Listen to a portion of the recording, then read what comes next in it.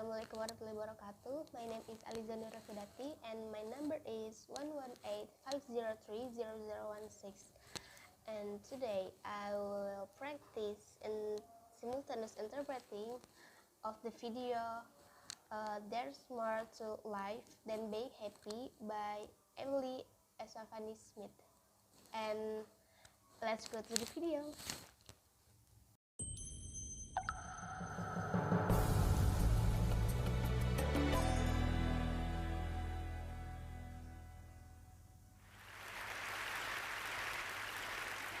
I used to think the whole purpose of life was pursuing happiness.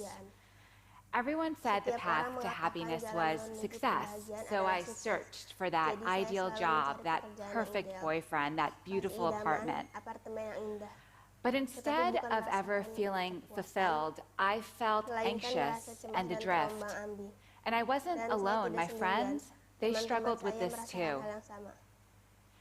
Eventually, I decided to go to graduate school for positive psychology to learn what truly makes people happy. But what I discovered there changed my life.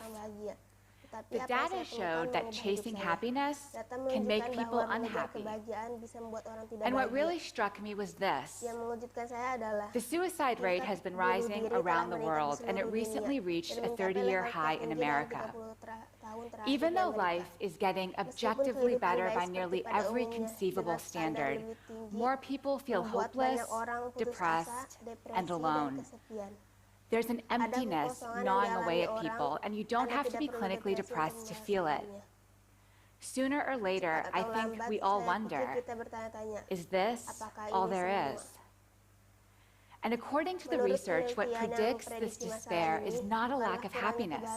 It's a lack of something else, a lack of having meaning in life. But that raised some questions for me. Is there more to life than being happy? And what's the difference between being happy and having meaning in life?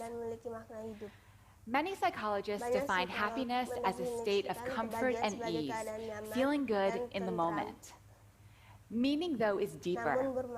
The renowned psychologist Martin Seligman says meaning comes from belonging to and serving something beyond yourself, and from developing the best within you.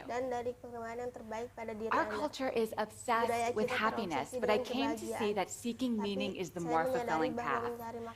And a study showed that people who have meaning in life, they're more resilient, they do better in school and at work, and they even live longer. So this all made me wonder, how can we each live more meaningfully? To find out, I spent 5 years interviewing hundreds of people and reading through thousands of pages of psychology, neuroscience, and philosophy. Bringing it all together, I found that there are what I call 4 pillars of a meaningful life. And we can each create lives of meaning by building some or all of these pillars in our lives. The first pillar is belonging. Belonging comes from being in relationships where you're valued for who you are intrinsically and where you value others as well. But some groups and relationships deliver a cheap form of belonging. You're valued for what you believe, for who you hate, not for who you are. True belonging springs from love. It lives in moments among individuals, and it's a choice. You can choose to cultivate belonging with others. Here's an example. Each morning, my friend Jonathan buys a newspaper from the same street vendor in New York. They don't just conduct a transaction, though. They take a moment to slow down, talk, and treat each other like humans. But one time, Jonathan didn't have the right change, and the vendor said, "Don't worry about it." But Jonathan insisted on paying. So he went to the store and bought something he didn't need to make change. But when he gave the money to the vendor drew back. He was hurt. He was trying to do something kind, but Jonathan had rejected him. I think we all reject people in small ways like this without realizing it. I do. I'll walk by someone I know and barely acknowledge them. I'll check my phone when someone's talking to me. These acts devalue others. They make them feel invisible and unworthy.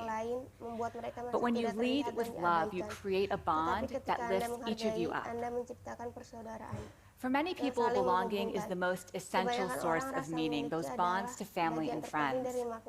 For others, the key to meaning is the second pillar, purpose. Now, finding your purpose is not the same thing as finding that job that makes you happy. Purpose is less about what you want than about what you give. A hospital custodian told me her purpose is healing sick people.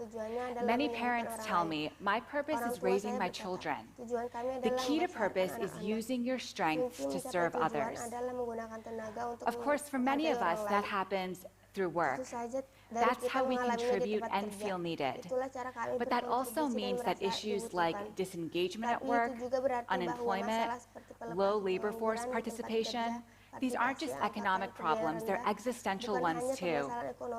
Without something worthwhile to do, people flounder.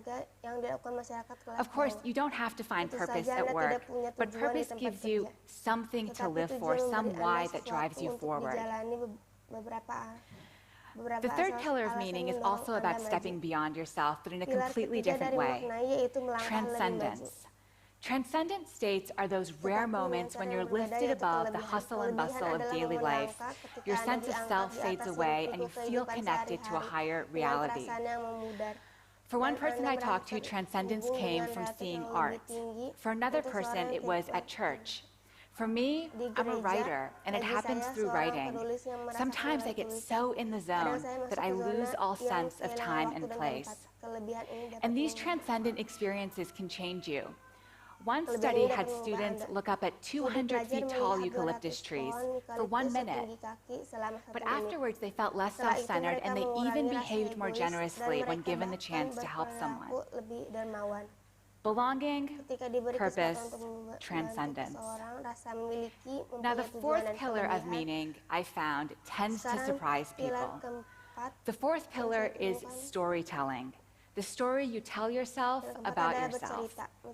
Creating a narrative from the events of your life brings clarity. It helps you understand how you became you. But we don't always realize that we're the authors of our stories and can change the way we're telling them. Your life isn't just a list of events.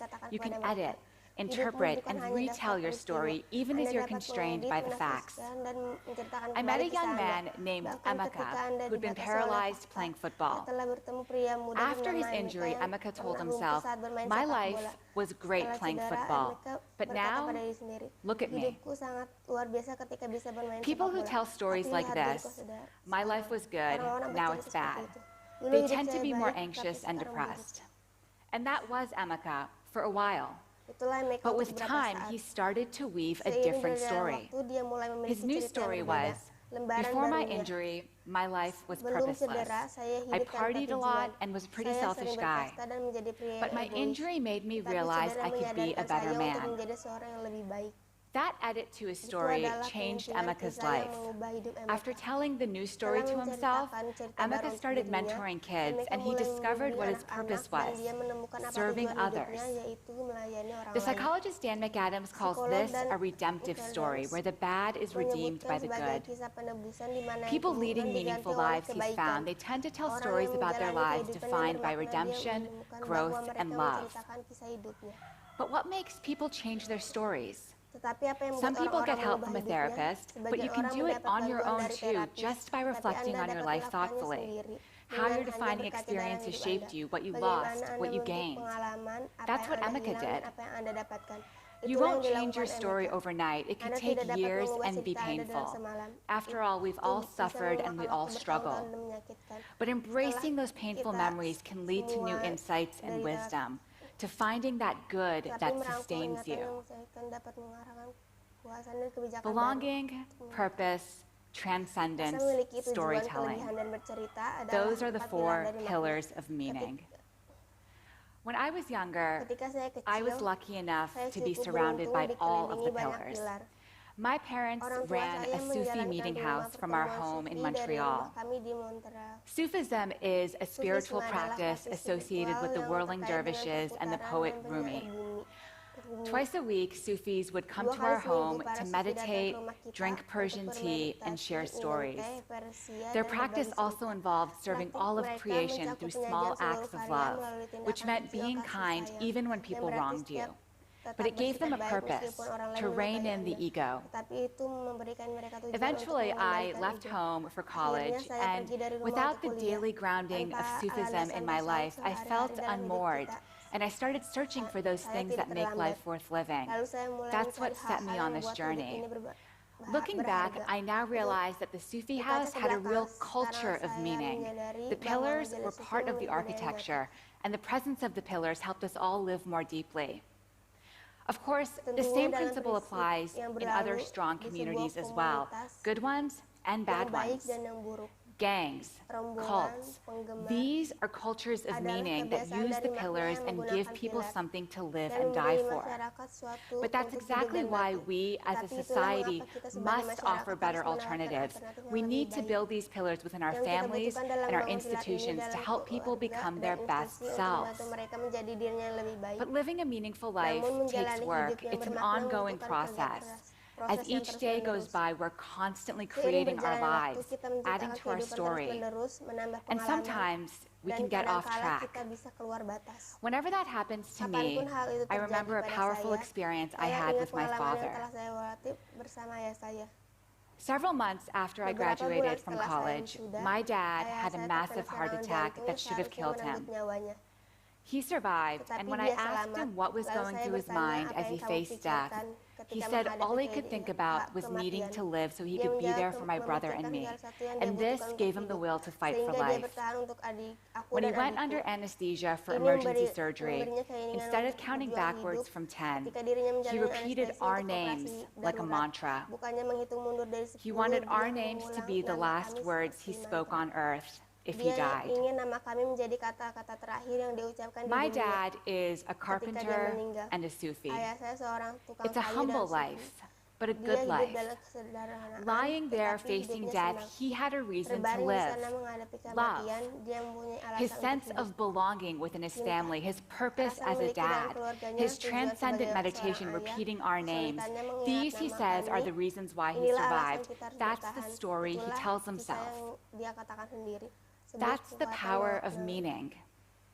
Happiness comes and goes, but when life is really good and when things are really bad, having meaning gives you something to hold on to. Thank you.